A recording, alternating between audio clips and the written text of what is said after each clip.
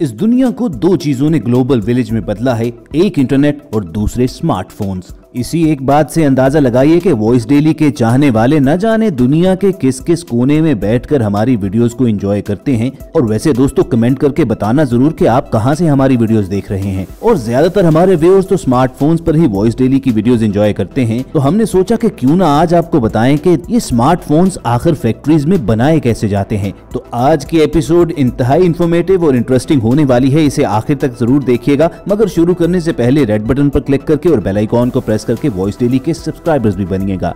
दोस्तों शुरू में तो स्मार्टफोन्स महज अमीरों की अय्याशी हुआ करते थे, लेकिन आज ये लग्जरी से ज्यादा जरूरत बन चुके हैं। आपने अपने किसी प्यारे के साथ वीडियो चैट करनी हो या फिर कोई ऑनलाइन बिजनेस कॉन्फ्रेंस, यूनिवर्सिटी और कॉलेज स्टूडेंट्स ने पढ़ाई करनी हो, हत्ता के माओ को आजकल बच्चे पालने के लिए भी स्मार्टफोन्स की जरूरत हो चुकी है। तो चलें आज आपको सादा और आसान अल्फाज में बताते हैं कि आखिर फैक्ट्री में ये स्मार्टफोन्स बनते किस तरह हैं। दोस्तों मोबाइल चाहे किसी भी ब्रांड का हो, मैन्युफैक्चरिंग के लिए ये सब एक ही तरह का प्रोसेस फॉलो करते हैं। सबसे पहले मोबाइल मेकिंग फैक्ट्री में मोबाइल की बॉडी को तैयार किया जाता है। इस मकसद के लिए सबसे पहले एक मॉडर्न साइज कटिंग मशीन के अंदर एल्यूमिनियम की एक बड़ी सी शीट को रखकर मतलूबा साइज में इसके छोटे छोटे पीसेस कर लिए जाते हैं। अब चूंकि हर मोबाइल के मॉडल के कैमरा प्लेसमेंट और उसके होल्स डिफरेंट जगह पर होते हैं, चुनाचे हर मोबाइल के खास स्ट्रक्चर के मुताबिक इस मशीन के जरिए उस एल्यूमिनियम की बॉडी को मुख्तलिफ जगहों से काटा और तैयार किया जाता है। फिर खुसूसी CNC मशीन के जरिए इस मोबाइल कवर को स्मूथ शेप और साइज में ढाला जाता है। और मोबाइल बॉडी कवर बनाने का आखिरी स्टेप होता है इन तमाम सांचों को अच्छी तरह वॉश करना, और उसके बाद उन्हें अगले प्रोसेस के लिए आगे फॉरवर्ड कर दिया जाता है। मोबाइल बॉडी तैयार हो जाने के बाद अगला स्टेप होता है उसकी टच स्क्रीन का बनना। मोबाइल बॉडी कवर तैयार करने की तरह टच स्क्रीन के लिए भी ग्लास की एक बड़ी सी स्क्रीन को मशीन के अंदर रखा जाता है और उसे मतलूबा साइज में काट लिया जाता है। फिर उसके बाद उस कटे हुए ग्लास को स्मूथ शेप दे दी जाती है और उसके बाद बारी आती है पॉलिश करने की। पॉलिश करने के बाद इन ग्लास स्क्रीन्स को अच्छी तरह वॉश किया जाता है ताकि इन पर कोई भी विजिबल स्पॉट बाकी ना रहे और ये इतने क्रिस्टल क्लियर हो जाएं कि पता चल जाए कि कौन सी स्क्रीन डिफेक्टेड है और कौन सी बिल्कुल ठीक। उसके बाद इन ग्लास स्क्रीन्स के ऊपर कोटिंग की जाती है, जिसका बड़ा मकसद ये होता है कि अगर मोबाइल आपके हाथ से गिर जाए तो नुकसान कम से कम हो।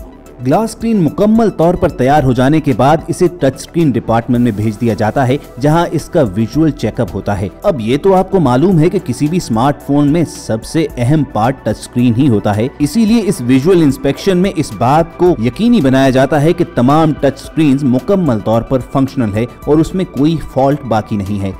क्वालिटी कंट्रोल डिपार्टमेंट के वर्कर्स जब इन टच स्क्रीन्स को मुकम्मल फंक्शनल होने का सर्टिफिकेट दे देते हैं तो इनको कन्वेयर बेल्ट पर रखकर आगे रवाना किया जाता है। यहाँ एक छोटी सी ऑटोमेटिक ग्लू मशीन के जरिए इन टच पैनल्स की चारों जानिब ग्लू लगाई जाती है और उसके बाद वर्कर्स टच पैनल्स और मोबाइल बॉडी को आपस में जोड़ देते हैं।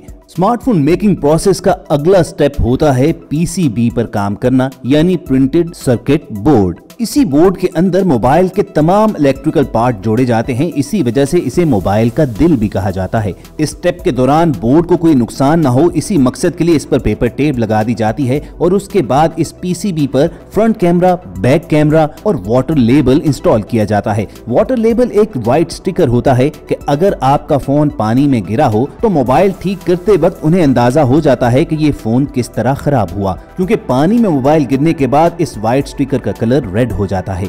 उसके बाद PCB के निचले हिस्से पर माइक लगाया जाता है और ज्यादातर मोबाइल के PCB के टॉप पर स्पीकर लगाया जाता है। इसे लगाते वक्त भी वर्कर्स बहुत एहतियात से काम लेते हैं, क्योंकि अगर ये खराब हो जाए तो फिर आप किसी से ना बात कर सकेंगे और ना किसी की बात सुन सकेंगे। ये तमाम काम मुकम्मल हो जाने के बाद इस PCB को LCD और टच स्क्रीन पैनल से जोड़ने की बारी आती है। इसी सेक्शन में मोबाइल की साइड पर वॉल्यूम बटन और पावर बटन को लगाया जाता है और उसके साथ साथ मोबाइल के अंदर वाईफाई और GSM डिवाइसेस को फिट किया जाता है ताकि सिग्नल्स के जोन में आते साथ ही आपका मोबाइल ऑटोमेटिकली इनके साथ कनेक्ट कर सके। अब जबकि मोबाइल मेकिंग प्रोसेस में ऑलमोस्ट काम कंप्लीट हो चुका है तो उसके बाद बारी आती है मोबाइल टेस्टिंग की और सबसे पहले रेडियो फ्रिक्वेंसी फ्रीक्वेंसी टेस्ट की जाती है, क्योंकि इसके बगैर हम किसी से बात करने के काबिल नहीं हो सकेंगे। रेडियो फ्रीक्वेंसी ओके होने के बाद बारी आती है टच स्क्रीन को मुकम्मल तौर पर चेक करने की। एलसीडी को ओके करार दिया जाने के बाद मोबाइल का mic, speaker, front camera, back camera, तमाम सेंसर्स और फ्लैशलाइट तक भी मुख्तलिफ स्टेप्स में चेक की जाती है। इस मकसद के लिए खास ऑटोमेटिक मशीन्स भी डिजाइन की गई होती हैं, जहां पर इनकी अलग अलग टेस्टिंग होती है। जब ये रोबोटिक मशीन्स मोबाइल को ओके कर देती हैं, तो उसके बाद एक ऑटोमेटिक मशीन के जरिए इस मोबाइल पर तमाम स्क्रूज और पैचेस लगाए जाते हैं और मोबाइल मुकम्मल तौर पर तैयार होकर उसको पैक करने की बारी आती है। मुकम्मल असेंबल डिवाइसेस को फिर कन्वेयर बेल्ट पर रख दिया जाता है, जहां पर वर्कर्स बारी बारी इन पर IMEI नंबर लगाते हैं।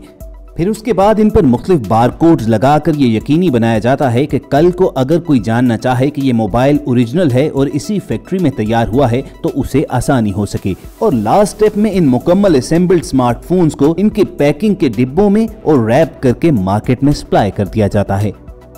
और दोस्तों जरा रुकिए, अगर आप ये समझते हैं कि यही सारा प्रोसेस है, तो ऐसा हरगिज नहीं है। किसी भी मोबाइल को चलाने के लिए उसका चार्ज होना इंतहाई जरूरी है और इस मकसद के लिए सबसे इम्पोर्टेंट चीज है मोबाइल चार्जर। तो आखिर मोबाइल चार्जर कैसे बनते हैं, चलिए आपको दिखाते हैं। सबसे पहले मोबाइल चार्जर की प्लास्टिक बॉडी बनाने के लिए इसके रॉ मटेरियल को इस मिक्सिंग मशीन में डाल दिया जाता है। इस मशीन के अंदर ही ये रॉ मटेरियल एक पेस्ट की सूरत में बन जाता है और फिर इसी मशीन के नीचे लगी हुई एक मोल्डिंग मशीन इसको मोबाइल चार्जर की शेप में बाहर निकालती है। अगला स्टेप होता है इस प्लास्टिक बॉडी के अंदर करंट फ्लो के लिए प्लग्स लगाना और उसके बाद चार्जर के सबसे अहम हिस्से सर्किट को कंप्लीट किया जाता है। सर्किट बनाने वाली ऑटोमेटिक मशीन एक कन्वेयर बेल्ट के जरिए इसे आगे रवाना करती है, जहां पर एक कंप्यूटर के जरिए इन सर्किट्स को चेक किया जाता है कि ये मुकम्मल ओके हैं या नहीं। उसके बाद इन सर्किट्स पर कैपेसिटर्स, इनपुट और आउटपुट लगाई जाती हैं और ये काम करने के बाद एक कन्वेयर बेल्ट के जरिए इन सर्किट्स को आगे रवाना कर दिया जाता है। अगले स्टेप में इन सर्किट्स के ऊपर USB पोर्ट के लिए जगह बनाई जाती है और मोबाइल चार्जर बनाने के आखिरी स्टेप में इस सर्किट को मोबाइल की प्लास्टिक बॉडी के अंदर फिट किया जाता है और साथ ही USB वायर को भी कनेक्ट कर दिया जाता है। इसी सेक्शन में इस चार्जर के अंदर प्लग्स और पिन्स फिट कर दी जाती हैं और उसके बाद बारी आती है इन तमाम चार्जर्स को एक एक करके टेस्ट करने की। ये फिटनेस टेस्ट पास करने वाले तमाम चार्जर्स के ऊपर फिर कंपनियां अपना अपना लोगो और ब्रांड का निशान लगाती हैं और फिर वर्कर्स इन चार्जर्स को पैक करके मार्केट में सप्लाई कर देते हैं। तो दोस्तों ये था स्मार्टफोन बनाने का मुकम्मल फैक्ट्री प्रोसेस। पूरी उम्मीद है कि आपको यह वीडियो इन्फॉर्मेटिव लगी होगी और अगर ऐसा ही है तो इस वीडियो को लाइक करके फेसबुक और व्हाट्सएप के जरिए दूसरों के साथ शेयर करना मत भूलिएगा और कमेंट सेक्शन में जरूर बताइएगा कि अगली वीडियो में आप क्या चीज फैक्ट्री में बनते देखना चाहते हैं। वॉइस डेली की तमाम वीडियोस हासिल करने के लिए रेड बटन पर क्लिक करके और बेल आइकॉन को प्रेस करके हमारे सब्सक्राइबर्स भी बनिए। जल्द आपसे दोबारा मुलाकात होगी। सुनते रहिए वॉइस डेली।